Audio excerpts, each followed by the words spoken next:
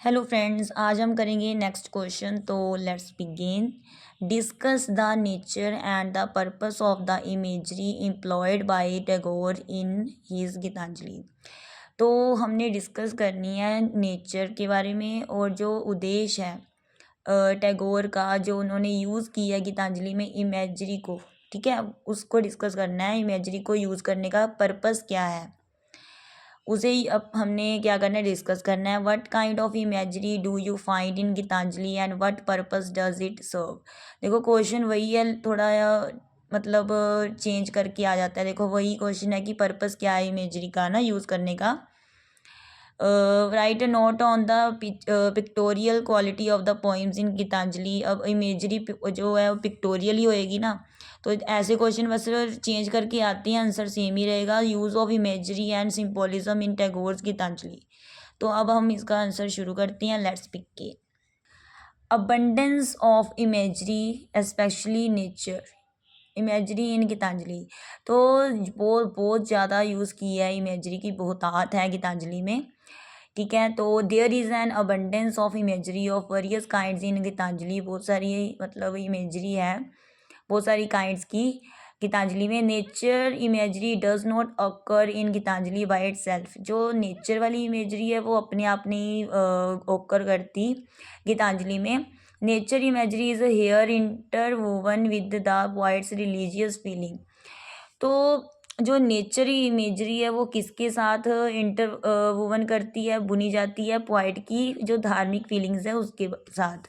This kind of imagery occurs when the poet is expressing his belief. तो इस किस्म की जो इमेजरी है तब होती है जब जो पोइट है वो अपना विश्वास, जो उसके विश्वास है भगवान को लेकर, उसको शो करता है, एक्सप्रेस करता है। Abstract imagery in Gitanjali relates mainly to Tagore's perception of God and of the divine spirit within his own heart. तो एब्स्ट्रैक्ट इमेजरी जो है गीतांजलि में वो रिलेट करती है किससे, टैगोर की जो धारणा है भगवान के लिए है ना, जो डिवाइन स्पिरिट है अपने उसके टैगोर के दिल हृदय से। तो through imagery a writer can give a visible shape to what he has to say. तो इमेजरी के से मतलब इमेजरी के द्वारा जो पॉइंट होता है ना, वो शेप देता है जो वो कहना चाहता है उसको, ठीक है। Sometimes imagery is important to build up the setting in which writer has to place his characters और हिज आइडियाज़। तो कभी कभी जो इमेजरी बहुत ज़्यादा इम्पोर्टेंट होती है सेटिंग करने में, जो राइटर ने करेक्टर को जगह दी होती है अपने विचारों में, अपने विचारों को या अपने करेक्टर्स को जगह दी होती है। Nature imagery and the purpose is served by it. We can first take a look at nature imagery with the poet's religious feelings. तो हम देख सकते हैं ना सबसे पहले नेचर इमेजरी पोइट की जो धार्मिक फीलिंग्स है उसके साथ। In the opening poem we have the picture of a little flute made of a reed which God has been.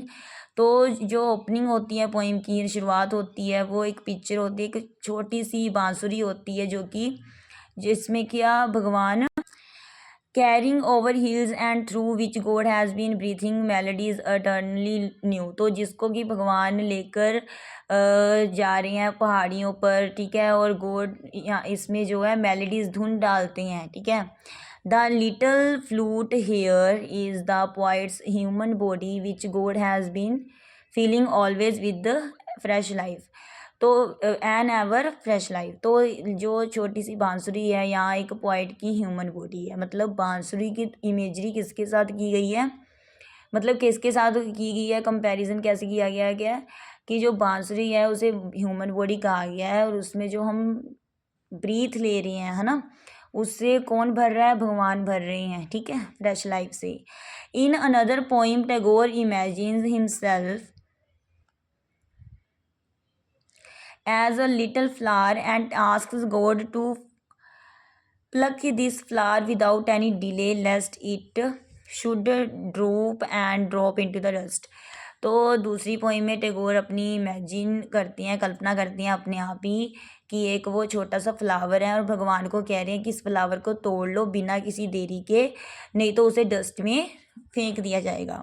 Hair the metaphor of a flower has been use in order to convey the idea of the poet's capacity to serve God in some way. तो यहाँ metaphor use किया गया flower को, मतलब जो point है वो अपना आइडिया पेश करने के लिए कि वो भगवान की सेवा करना चाहती हैं।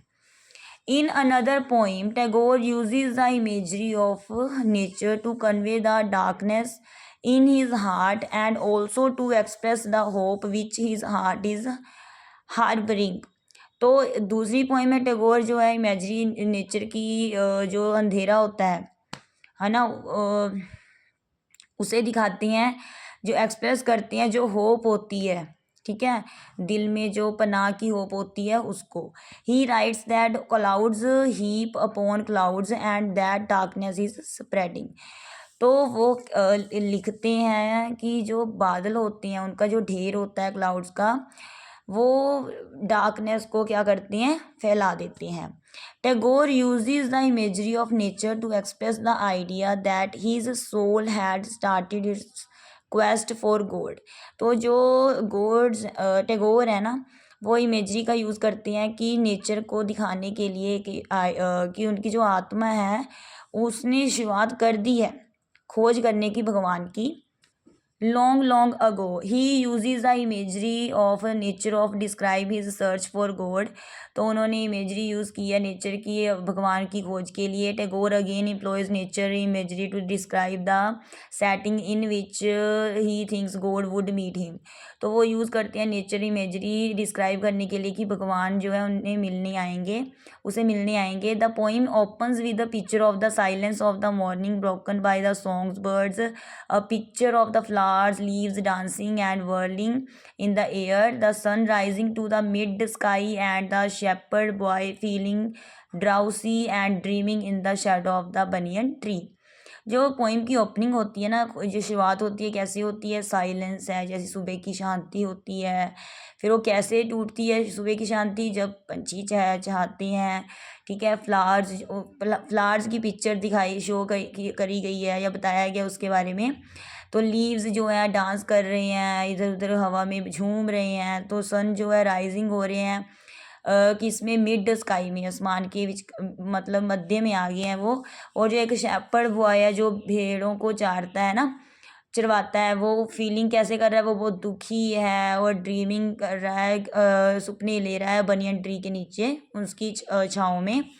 Examples of abstract imagery. तो there are many abstract imagery of in Gitanjali, बहुत सारी एब्स्ट्रैक्ट इमेजरी है गीतांजलि में। These mostly refer to the presence of God, God's approach और just hint of God's arrival. तो ये कैसे रेफर करती हैं कि भगवान हैं, भगवान की मौजूदगी को, भगवान की पहुँच को, और भगवान आएंगे वो। For example in one of the poem of Gitanjali we are told of a chariot carrying a king. मतलब एक रथ में जो राजा होता है, the chariot stops at a spot where the poet stood waiting for alms. तो राजा अपना रथ कहाँ रोकता है, जहाँ जो पोइट है वो भीख मांग रहा होता है, ठीक है, खड़ा होकर वेट कर रहा होता है। The king instead of giving anything to the beggar ask him what he. तो जो मतलब राजा है उसे देने की बजाय उससे पूछता है कि he has to give to him, वो उसे क्या देगा। The beggar having nothing else with him give the king a single grain of corn. तो मतलब बजाय राजा देने के, कि वो राजा अमीर होता है ना, राजा के पास कितना धन होता है, अभी देने के भिखारी को उससे पूछ रहा है कि तुम मुझे क्या दोगे। तो जो बेगर है उसके पास कुछ नहीं है, इसलिए वो क्या करता है, एक सिंगल ग्रेन, जो अनाज का एक टुकड़ा होता है मक्की का ना, वो दे देता है, मतलब एक दाना दे देता है। When the beggar goes home he finds a piece of gold in his bag. तो जब वो भिखारी अपने घर जाता है तो अब वहाँ उसे एक बैग मिलता है जो कि सोने के टुकड़ों से भरा होता है। Here the king is an abstraction because he is God himself. तो यहाँ जो किंग है वो कौन है, भगवान है, खुद भगवान है वो। Another abstract picture of God is given to us in the poem in which Tagore imagine himself standing face to face before God. तो एक दूसरा एब्स्ट्रैक्ट पिक्चर है जिसमें कि जो टैगोर हैं वो कल्पना करते हैं कि भगवान के सामने खड़े हैं। Here everything is concrete with the exception of God who is described as the lord of poets life, the lord of all the worlds and the king of kings। तो यहाँ जो एवरीथिंग जो है कंक्रीट है जिसे हम देख सकते हैं सिर्फ भगवान को छोड़कर, ठीक है, जिन्हें कि हम डिस्क्राइब करते हैं कि वो पोइट की लाइफ के क्या है, भगवान है, और सारी संसार के और राजा के भी क्या है, भगवान है। तो अगला आंसर बड़ा है, अगली वीडियो में हम इसे कंप्लीट कर लेंगे। थैंक्स।